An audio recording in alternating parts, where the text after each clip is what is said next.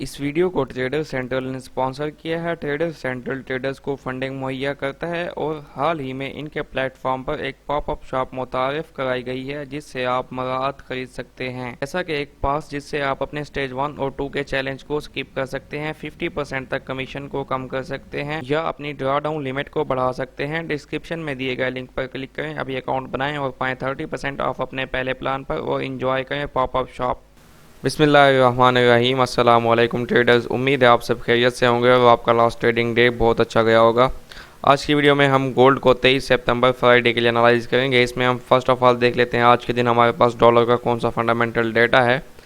आज के दिन अगर देखें तो हम फ्राइडे सितंबर 23 6:45 PM according to Pakistan time 6:45 शाम को यूएसडी का flash services PMI, flash manufacturing PMI important data है जो कि शाम 6:45 पर पाकिस्तान वक्त के मुताबिक। उसके बाद रात 11 बजे पोवल की स्पीच है अगेन, जिसमें वो अगेन अपनी इकॉनमी के बारे में बताएंगे, तो उसका मार्केट पे इम्पेक्ट आ सकता है। लेकिन मेरे ख्याल में इतना कोई ज़्यादा इम्पेक्ट नहीं आएगा क्योंकि पहले वो स्पीच दे चुके हैं जब उनके इंटरेस्ट रेट्स आए थे। तो उस तरह से फिर अगेन अब ये उनकी स्पीच होगी और इसमें वो अपनी इकॉनमी के बारे में बताएंगे। भी चलते हैं हम चार्ट्स की तरफ। चार्ट में पहले हम डेली के चार्ट की तरफ चलते हैं और डेली के बयास को देख लेते हैं। इसमें अगर हम देखें तो जैसे मैंने आपको पहले बताया था, यहाँ पे हमारे पास इवनिंग स्टार पैटर्न बना था ये डेली के चार्ट में, और इसका जो हाई है अभी तक ब्रेक नहीं हुआ। ब्रेक होने का मतलब होता है कि इसके हाई के ऊपर कोई भी डेली की कैंडल अभी तक क्लोज नहीं हुई। तो जब तक इसका हाई ब्रेक नहीं होता तो यहाँ से आपको मार्केट में सेल का सिग्नल मिल रहा है। डेली के चार्ट में स्विंग ट्रेड यहाँ से आपकी एक्टिव है, यहाँ से आप इसको सेल कर सकते हैं। प्रॉफिट टारगेट आपका इसमें 1650 एंड 1640 तक हो सकता है। स्टॉप लॉस इसमें आपका 1685 से अबव हो सकता है।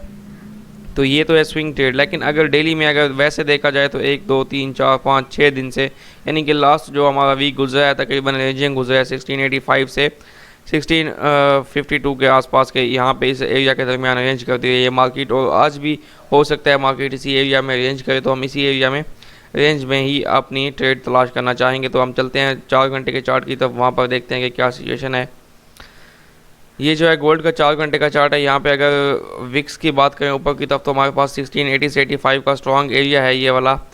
लेकिन उससे पहले नीचे जो है गोल्ड ने एक 4 घंटे की रेजिस्टेंस बनाई हुई है, जिससे ऊपर गोल्ड ने पिछले वीक से कोई भी ऊपर कैंडल क्लोज नहीं की। ये जो रेजिस्टेंस एरिया है इससे ऊपर कोई भी कैंडल पिछले वीक में क्लोज नहीं हुई और इसकी प्राइस जो है 1676 के आसपास है।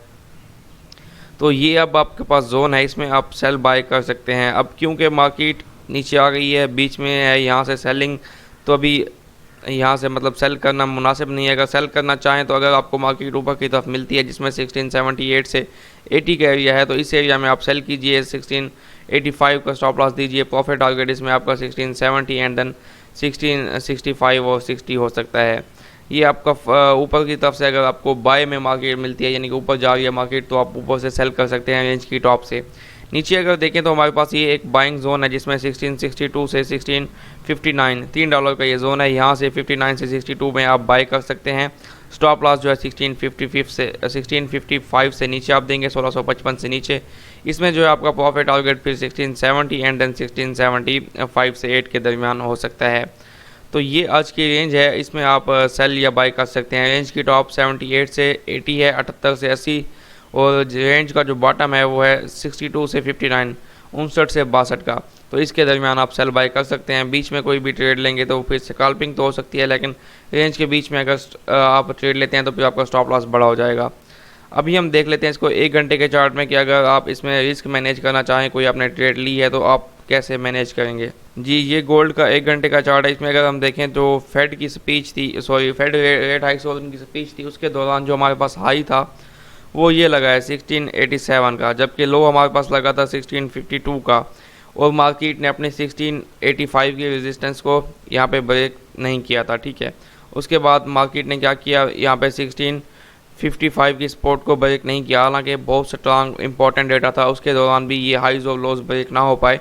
तो आज भी एक्सपेक्टेड ही है कि इसी रेंज में रहे। तो आज अगर मार्केट नीचे आती है तो इसमें नीचे आते हुए 1660 से 55 का ये एरिया आपका 1 घंटे के चार्ट के मुताबिक बाइंग जोन होगा। जब तक कोई भी 1 घंटे की कैंडल 1655 के नीचे क्लोज ना हो तो आप यहाँ इस एरिया में बाइंग कर सकते हैं। बाइंग में आपका प्रॉफिट टारगेट 1666 एंड देन 76, और फिर आप इसको 80 तक देख सकते हैं, 78 से 80।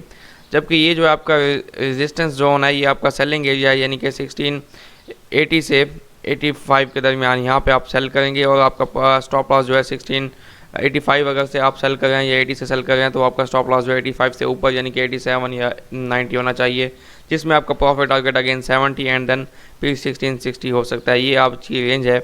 अगर ये 1655 को नीचे की तरफ ब्रेक कर दे तो फिर आप बाय नहीं करेंगे, बाय होल्ड नहीं करेंगे, फिर अगेन आपको सेलिंग मिल सकती है टेस्ट पे, जो कि आपको 1650 और 40 की तरफ देखने को मिल सकती है। अगर ऊपर की तरफ 86 का एरिया ब्रेक हो जाए तो आपने फिर 92 से 95 के एरिया में यहाँ पे सेलिंग तलाश करनी है, फिर अगेन यहाँ से आपको सेलिंग मिल सकती है। तो रेंज के अंदर जाके ट्रेड करें, रेंज के टॉप से सेल, रेंज के बॉटम से बाय।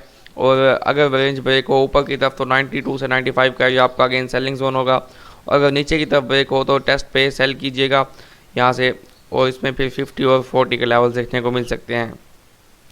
अगेन क्योंकि कल मैं वीडियो नहीं बना सका तो हम फेड के रेट हाइक्स उनकी स्पीच को आज डिस्कस कर लेते हैं। आप जानते हैं जैसा कि 75 बेसिस पॉइंट रेट हाइक हुआ है, जो कि डॉलर के लिए पॉजिटिव चीज़ थी और गोल्ड के लिए नेगेटिव चीज़ थी। गोल्ड नीचे गया, आपने फर्स्ट देखा होगा 52 का लो लगा, लेकिन जैसे ही पोवेल ने स्पीच स्टार्ट की तो उसमें उसने पहले कहना शुरू कर दिया कि इकॉनमी हमारी क्राइसिस में है, इसमें जो है रेट हाइक्स हो रहा है, जिसकी वजह से हर एक जो उनका फ़र्द है उस पर इसका असर हो रहा है, और इकॉनमी में क्राइसिस बढ़ रहे हैं, महंगाई बढ़ रही है, और उनको पता है कि उनकी जो पॉपुलेशन है वो सफ़र कर रही है। ऐसी बातें जब उन्होंने कही तो इकॉनमी के लिए नेगेटिव इम्पैक्ट जब आया तो गोल्ड में हमें पॉजिटिविटी देखने को मिली।